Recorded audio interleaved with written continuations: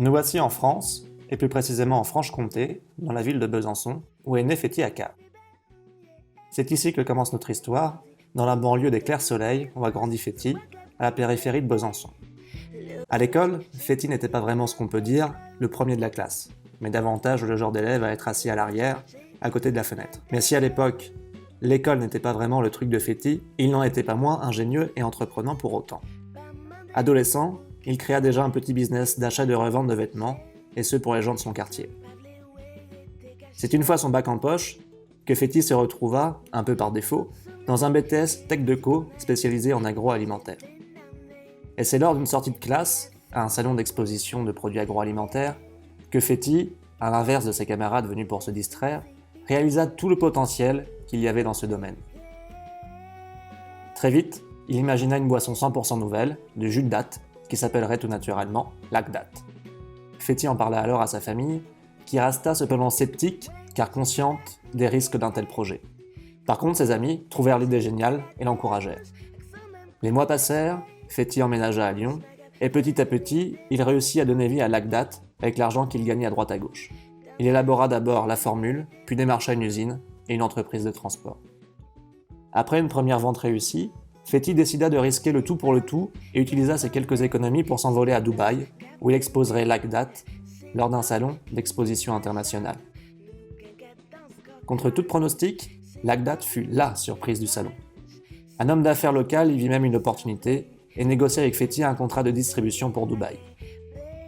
De retour en France, Féti poursuit son envolée internationale et distribue désormais son produit en Belgique, en France, en Espagne, en Angleterre et aux Pays-Bas. Et seulement quelques mois après la création de Lacdate, parti d'une petite banlieue de Besançon, Féti Accart est désormais un entrepreneur à l'échelle internationale et plein de promesses. Donc moi c'est Féti Accart, donc j'ai 28 ans, donc je suis natif de Besançon.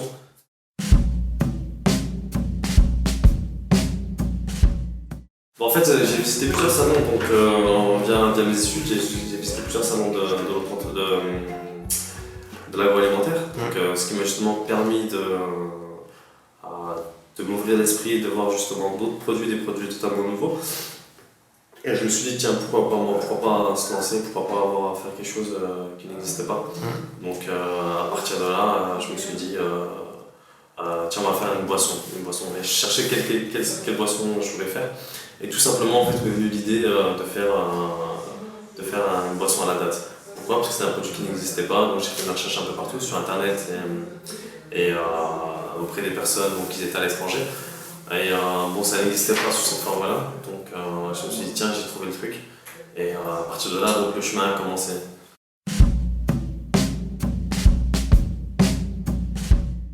Le plus gros challenge dans Lacdate, c'était Dubaï.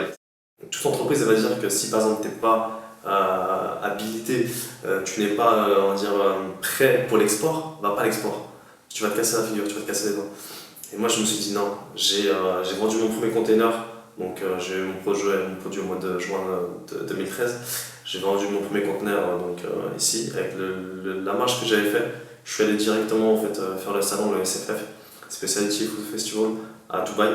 Ça s'est super bien passé parce que j'ai un produit qui est très innovant. C'est vrai que c'était l'euphorie, c'était le stand de la foire. Pourtant il y avait plus entre 20 et 25 000 produits qui étaient mis là-bas.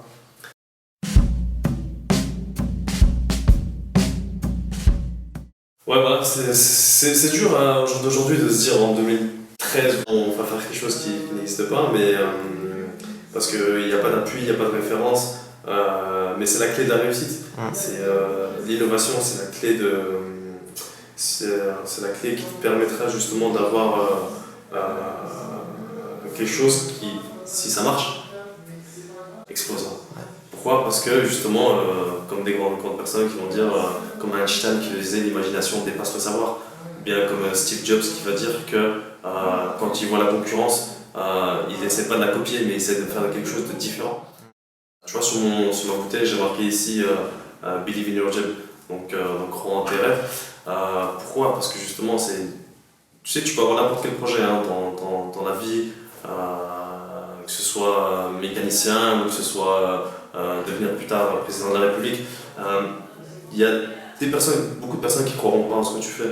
Il y a beaucoup de personnes qui diront ça ne pourra pas marcher ce que tu fais, c'est totalement décalé, c'est totalement à côté de la plaque ou pas dans la réalité des choses. Et à partir de là, quand tu sais que les gens te diront ça, qu'ils sont là pour te décourager, c'est là qu'il faut que tu dises c'est bon, j'ai le bon filon. Et que je continue et que tu ailles justement au bout des choses et au bout de ce que tu veux entreprendre. Tu vois, je suis parti avec pas mal de lacunes, c'est-à-dire j'étais pas très fort à l'école. On peut dire que j'étais super doué. On peut pas dire non plus que justement j'avais fait les grandes écoles, que j'étais super intelligent, etc. Mais j'ai réussi à me distinguer de la plupart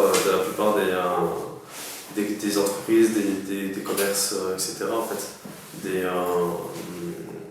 Même des entrepreneurs, entre guillemets, dû à cette envie de faire, cette envie d'innover, cette envie de faire quelque chose qui n'existe pas en fait. Et à partir de là, j'ai cru en mon rêve qui était un peu fou. Et j'en suis là aujourd'hui.